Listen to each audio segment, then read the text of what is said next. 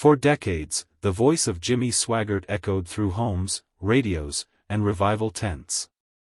A man who once commanded the attention of millions with his fiery sermons and gospel music, now lies unconscious in a hospital room. And for more than a week, nothing has changed. On Father's Day, June 15, Jimmy Swaggart was found unresponsive in his Baton Rouge home. His son, Donnie Swaggart, and his grandson rushed to his side and tried everything they could. Paramedics arrived, and by God's grace, his heart was restarted. But he never regained consciousness. He was rushed to the ICU and has remained there ever since, unmoving, silent, and critical.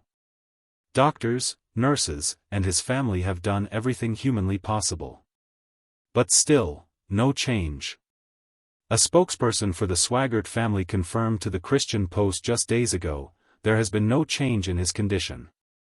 And while the world continues to pray, the family is holding on, believing, waiting, hoping. Last Sunday, Donnie Swaggart broke the silence during a service at Family Worship Center in Baton Rouge. With tears in his eyes, he shared the truth with the congregation: his father had suffered a cardiac arrest. And the outlook, without divine intervention, did not look good. But there was no anger in Donnie's voice. No bitterness. Only faith. "We do not question God, we do not blame God, we do not argue with God," he told the church. "We always want God to do things immediately and on our schedule. But God's ways are not our ways." Jimmy Swaggart, born in 1935, isn't just any preacher. He's a cousin of rock legend Jerry Lee Lewis and one of the most recognized names in modern evangelism. At the height of his fame, Swaggart's televised sermons and gospel music brought faith into the homes of millions. But with that fame came scandal. In 1988, Swaggart's world was shaken by revelations of his involvement with a prostitute. It was a moment that stunned the Christian world. The Assemblies of God, the largest Pentecostal denomination in the U.S., officially defrocked him. And yet, he didn't hide. He didn't run. Before his congregation and the world, he made an emotional confession that still echoes today: "I have sinned." And with tears streaming down his face, he took full responsibility. "I have no one but myself to blame," he said. "I do not lay the fault or the blame of the charge at anyone else's feet. I take the responsibility." It was raw. It was human. It was deeply personal. But even after losing his position in the Assemblies of God, Swaggart did not stop preaching.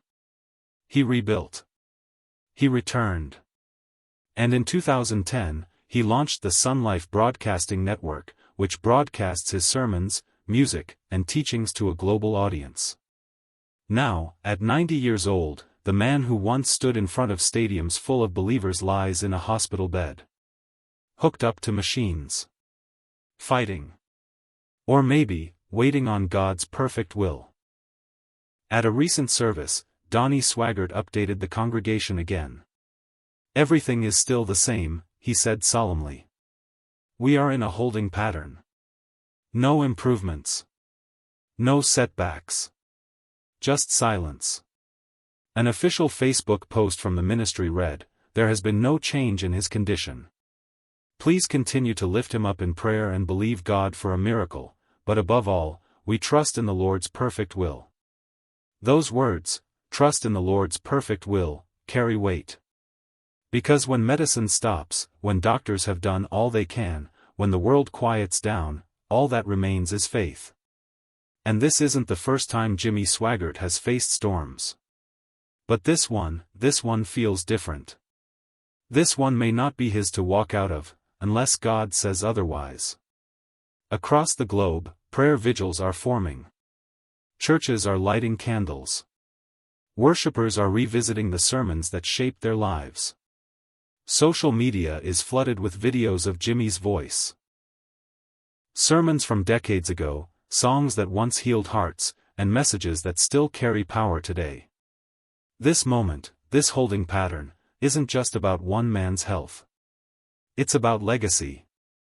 It's about faith in the face of silence. It's about surrendering control to the one who holds every breath in his hands. As of now, Jimmy Swaggart remains unconscious. His condition is unchanged. His future, uncertain. But his family, Donnie, Francis, Gabriel, and the millions who followed his ministry are holding on to something stronger than fear.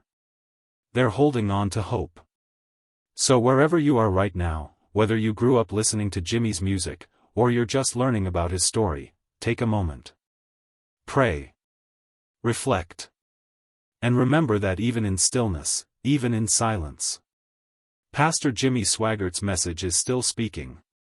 Because a life lived for Christ doesn't end in a hospital room. It echoes.